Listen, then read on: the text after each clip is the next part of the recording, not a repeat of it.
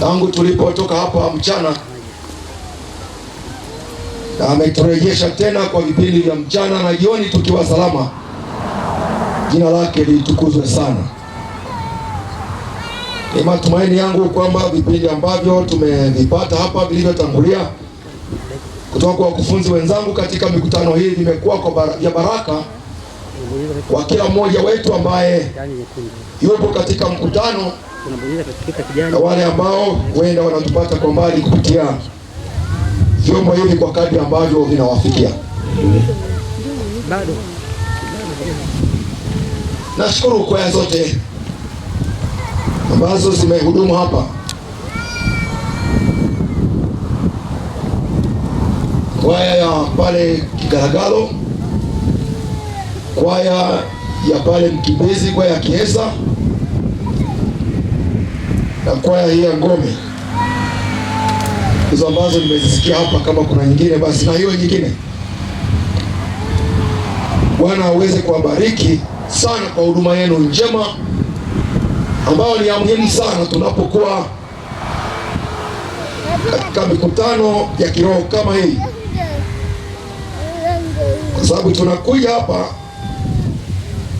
tukiwa tumekoswa sana na changamoto ambazo zinatokana na yule mwovu, na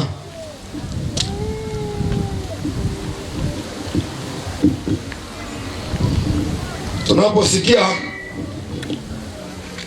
nyimbo zinazomuinua Yesu, zinazotukumbusha kwamba yeye aliyekuwa pamoja nasi katika mapito yote, basi kila mmoja anapata sababu ya kumshukuru Mungu.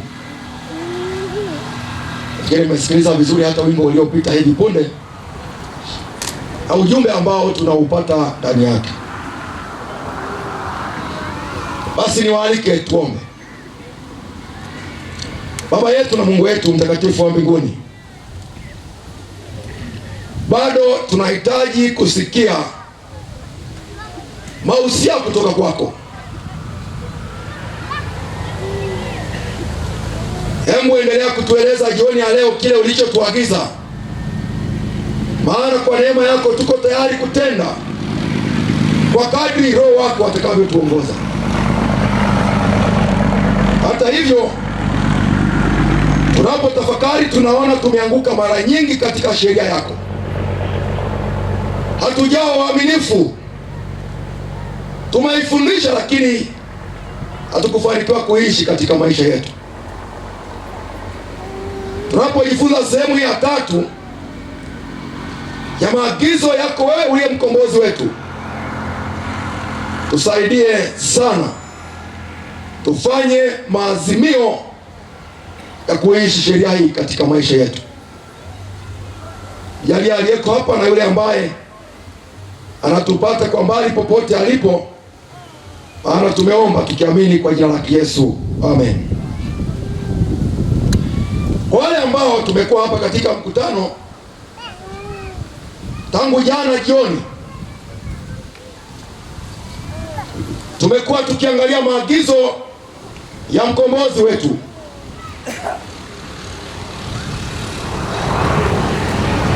Mkombozi wetu ambaye ni Yesu Kristo, aliye Bwana na Mwokozi wetu. Wakati alipoitoa amri, alianza kwa kuelekeza ya kwamba yeye ndiye Bwana Mungu wetu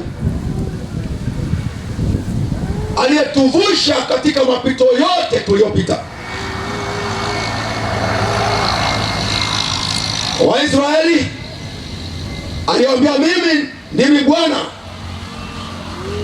Mungu wako niliyekutoa katika nchi ya Misri. Na wale tuliokuwa hapa tuliona Misri kulikuwa kuna nini, lakini Bwana akawatoa pale utumwa wa miaka 430.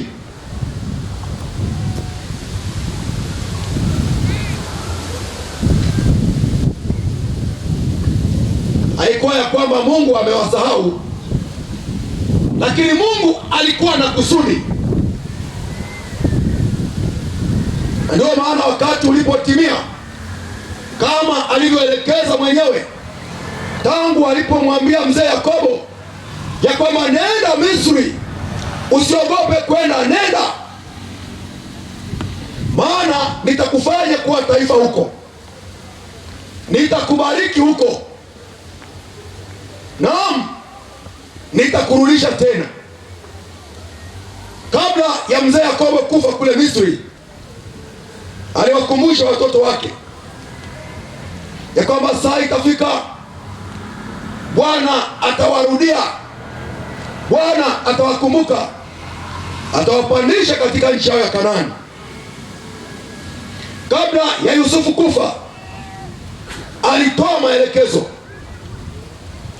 ya kwamba Bwana Mungu wenu atakapoajilia na kuwarudisha kule katika nchi yetu ya Kanaani, muichukue mifupa yangu. Ndivyo ambavyo wana wa Israeli walifanya. Baada ya miaka 400 na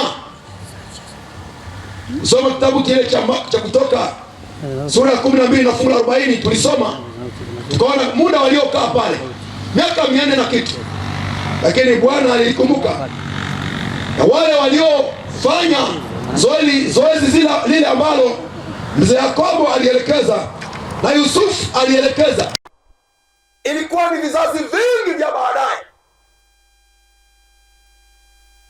ndio waliosimama na wakatekeleza yale, na Mungu aliwatoa Misri wakiwa jeshi kubwa, mamia elfu.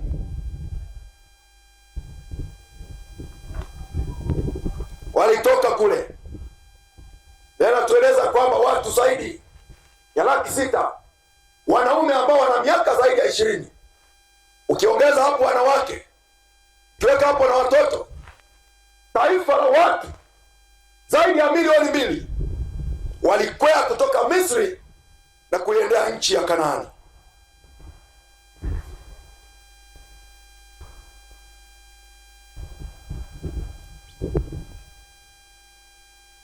Kumbusha watoto wako, kumbusha familia yako ya kwamba sisi hapa duniani ni wapitaji. Hapa sio petu, sisi ni wasafiri, tuna kwetu, na kwetu ni pazuri. Jamani, Bwana asifiwe. Hapa tuko Misri, na ndio maana tunateseka, ndio maana tunaugua, ndio maana tunafiwa, tunazika. Lakini pamoja na hayo, saa itakuja, mkombozi wetu Yesu Kristo atakuja, atatuchukua sisi watoto wake. Amani, Bwana asifiwe. Amina. Amri ya kwanza tumeshaiona kwa kina, na amri ya pili tumeshaiona kwa kina. Malizia jambo hapa, alafu tunaenda kwenye amri zingine, na tutazimaliza zote katika jioni hii. Bwana alikataza ibada ya sanamu, alikataza kuchonga sanamu, na kama tulivyoona alikataza kuchonga kabisa, kwa sababu watu wanapochonga sanamu wanazigeuza kuwa miungu, wanazipatia heshima, wanaziabudu. Na Mungu wetu ni mwenye wivu, hataki atokee mwingine anayechukua utukufu wake. Uliona hapa Waisraeli waliathiriwa na jambo hili, lakini pia ni jambo ambalo linafanywa katika mataifa mengi, hata katika taifa letu. Na nikasema kwamba jambo la kusikitisha, Wakristo tunaofundisha amri 10 za Mwenyezi Mungu tunaongoza katika kuzivunja.